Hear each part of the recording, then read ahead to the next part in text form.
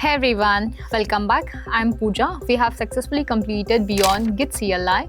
In Module 2, we have completed Git commands. If you have missed, make sure you catch up. In Module 3, we will explore about GitHub, the home of your project, the key parts you need to manage, starting with repository and README file.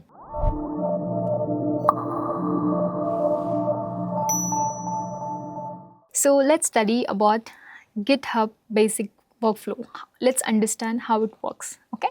So let's start with the theory. Let's understand the basic concept, exactly how the basic workflow happen, and then we will do it hands-on and we'll understand better, right? Hope you have seen the last two videos where I have explained you about the complete Git, how do you upload, how the branching strategy and how the tagging is happening and many more. So we will continue the same class and we will do an extra thing which is required for today and we will understand the workflow, right? Okay, so let's understand repository. You all know what is repository and the short form of repository is repo, right? So let's say it is called repository. What does it do, right? Repository, if it's a concept, a repository is a storage of space in GitHub where your project's file, code, version, history are stored, right? So the files might be anything, might be your files, your code, your version, history, anything, right? It is stored here. That's what we call as repo. It acts like a folder that keeps all your projects related together. Let's say we have folder, let's say Git, all Git related thing we have in one folder, right? That is called as GitHub folder or whatever it is. Like we keep folder just to organize everything such that all the files we can go and fetch it whenever it is required, right? The same thing here also, it works the same way. Here it organize your track, your projects, collaborate and other many more thing, okay, and maintain your version controls as well. So in this way it will work, okay. It's like your collaboration, many more thing. Again here it is required for what? Suppose you create a project, example, Flask app. So, but today we are going to with the index only, okay, and we will understand how it is. It's just an example to say anything might be there. Let's say your repo name is Flask app, and you are going to keep inside something called app.py. Okay, the requirement is README.md. Okay, what is that? What is that? Right? We will study more about it. You can also track all your code changes using Git. Okay, so how exactly all this works, we will do. We will see in some time with the help of practical. Okay, again, what does it say? README file is a markdown file that explains what your project does, how to install it and how to use it, right? So it will tell you, see everyone, all the developers, it's not possible to go and check with the code and all, right? For them, they have to give everything step by step, right? When step by step is given at that period of time, it's easy for them to understand, okay, they have installed these dependency, that steps are like this, so I can understand it better, right? That's why the README has come, okay? First README says, okay? And then it's a MD is like markdown file, okay? It is the first file people see when they visit your repository, and the purpose is to help others understand your project at a glance, right? So it will help you, just a glance. When you see, it's easy to understand, and it's very easy to when you it is not same thing when you go with code, right? But it is easy to understand when you give in a simple language, right? That's what the README will help you, right? So example I have given you here. In your Flask app, you create a file that is README, then it is giving you a simple web application using your Flask, many more, right? So in this way, the things will be done, and we will see how in hands-on how installation should be done and many more. We will do with hands-on, okay? Again, here the same thing. Next comes your GitHub profile. So what is that? We will see that, okay, in some time, but we will pause for a year. Now we will continue with the hands-on, how the workflow goes on and how exactly it will reflect, right? So let's understand. So as you all know, the pre-setup, we required Git, we require GitHub sign-in login, and we require Visual Studio Code such that it will help you to work on, okay? If you're still watching, you are clearly here to level up. To help you gain the industry-ready skills, check out our DevOps certification course with GenAI. This course is designed to help you gain in-demand skills that the employers are looking for. We also provide placement support with this course. You can find the link down in the description. Now let's get back to the DevOps series and continue learning. So let's say I am in the folder, and I'll go to the desktop, right? Here I'll create anything. Let's say I'll create a file by name GitHub workflow right? GitHub workflow. Then I'll enter into this. Then I'll just go into the file, right? So I'll go with core. My VS Code will open, right? So the one who don't know, I'll just tell you, you have to close this, right? Then you have something called, here you have an option called new terminal also, it's an option, right? You have an option called triangle, so you can click on this. There's a terminal option you have, you can click on this terminal, there's a port which will open in this way, you can close that, right? Here you have an option called PowerShell, right? When you click on drop down, there's something called Git Bash, right? You can click on that. Right, Git Bash or Git Bash option, it will show you only and only when you are into let's say you have installed that. If you did not install that in your desktop, then there is no option of Git Bash, right? Okay, so let's understand how to create. This we have already did, and most of them might be aware, and the one who's watching the video first time, for them it is okay. You can create a file here, HTML file. Okay, we have an option called another thing, styles. It's a file I'm creating, okay, .css, enter, right? Here I have something called index.html file, okay, where I will take the code, okay. The code will be given you in the description box, so you can check from there. So currently I'm taking the code from the file which have been given in the description. Yeah, so I'll take this, okay. So I'll take this, okay, and from this I will just give the another file, okay, that is styles.css. I'll take the code and then I'll give it here, okay. So I'll remove the space, everything, right? Fine. Now I have, as I said you, right, first you are going to create a repo, which we did not still did, we will do it, okay. So before that, let's do it git init, okay. So the name change to master, from main to master. I already told you what is master and main. Master and main both are same. The name changed based on the feature, latest feature, okay, but by default Git will take master only. So once we did git init, the name changed, right? So what we will do, and you can also see these untracked files, means your Git don't know what happened, okay. So what you are going to do, we will do changes here, but before that let's go to our repo and we will create a repo, right? You can click on this. Here you have a home page. You can click here home, right? Has most of you, the one who has already watched the last two videos, you are aware of this, right? So let's go with Git workflow, right? Here it will be the same description, right? Here it will be public only, you are not going to do anything, okay. And then I will go with README. Why? Because I want to add the steps which I am doing now. So I want the README file, okay. Till now we have not kept it on, but now we will keep it, and next we will go with create, right? So once you go with creation, right, you have something called main, right?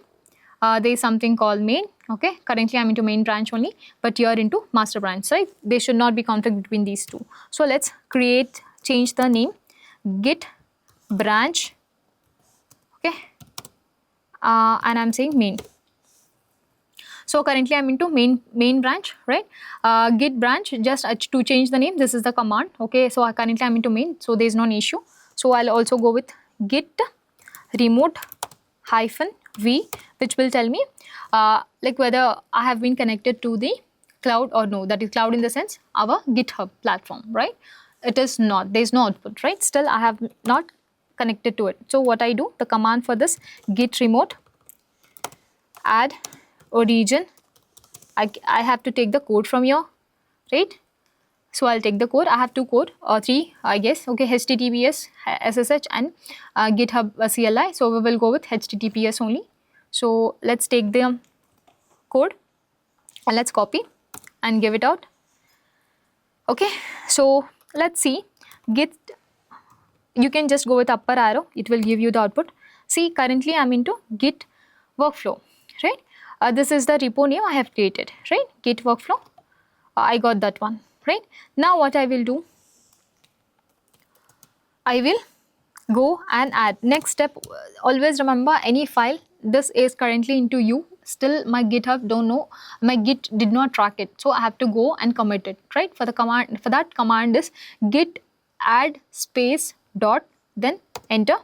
Once you do, it is changing to A, is it not? It is changing to A, right?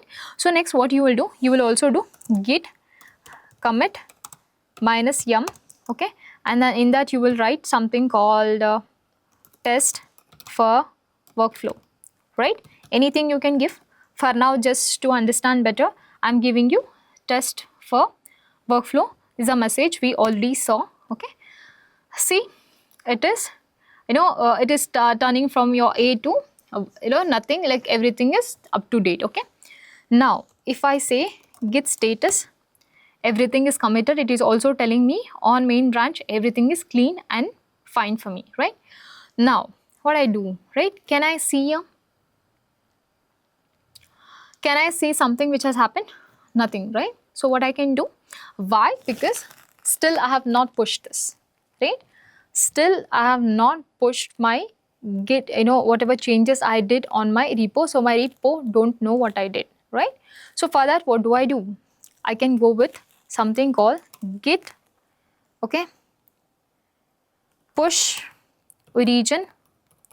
I'm into which branch currently? Main branch. So I should go with that branch only. Git push origin main, then enter, right? Just a minute.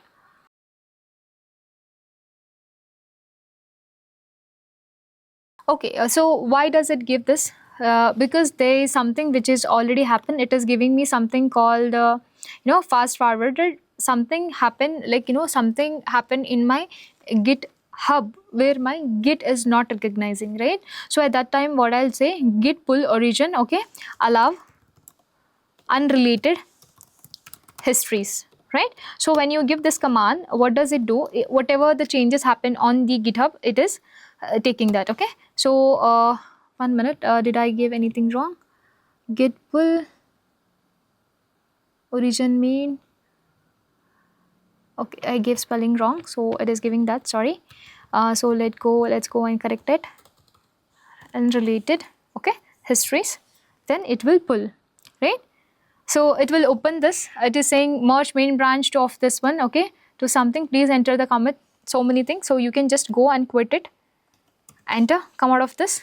Now it is taking, right? So what happened? Main fetch, okay, something happened, that is readme, readme was not recognized by my Git, right? That's why it is giving me this, right? But it was not giving, but now it is giving me, right? So what I'll do, I'll clear the screen now.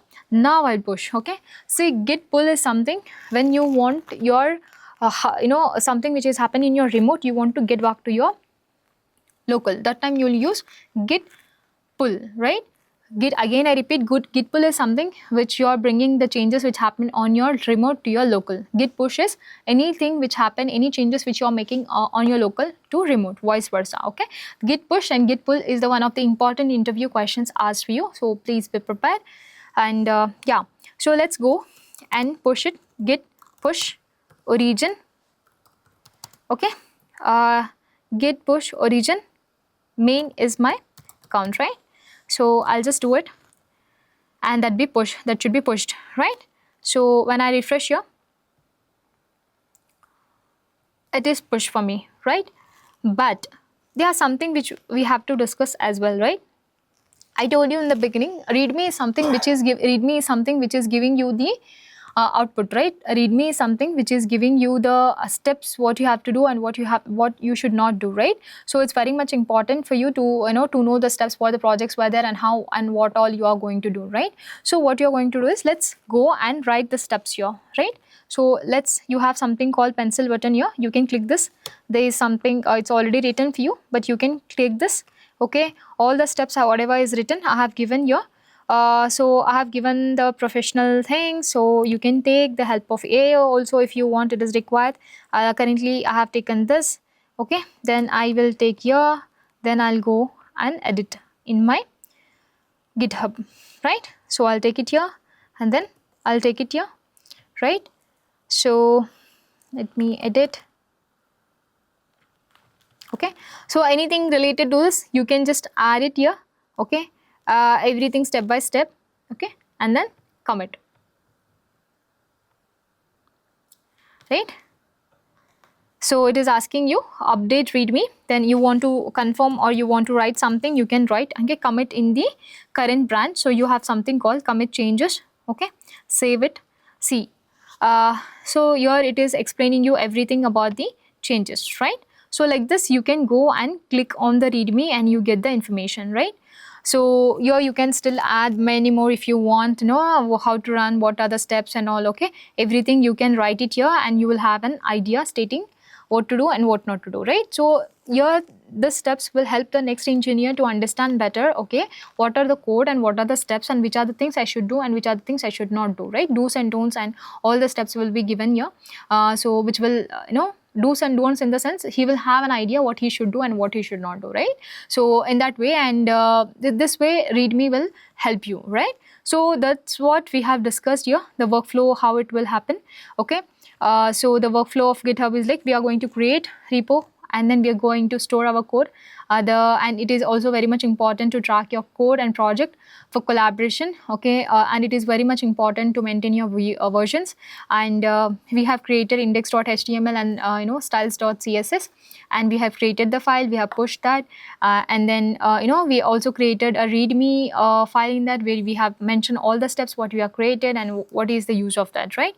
So in this way you can create your profile and you can share this and you can also give your projects, all right? So in this way you can also explain your projects. Let's say example, in your interview they will ask you the projects, right? Which are the projects you have done. So in this way you can just give this projects, you can explain all, you can push whatever project stepwise, you can do it, and those projects explanation you can give it in your readme, right? So if you give that in your readme file, then it will be like very helpful for them to understand so and so person is very much interested and he will understand better, rather than asking you. So he will go through your profile and there's a chances of getting you hired, right? So in this way it will be helpful. So hope you have understood the topic. So we will see you in the next session. So that's the end of the video. Thanks for watching. Hope you liked it. Please share and subscribe. See you soon in the next video.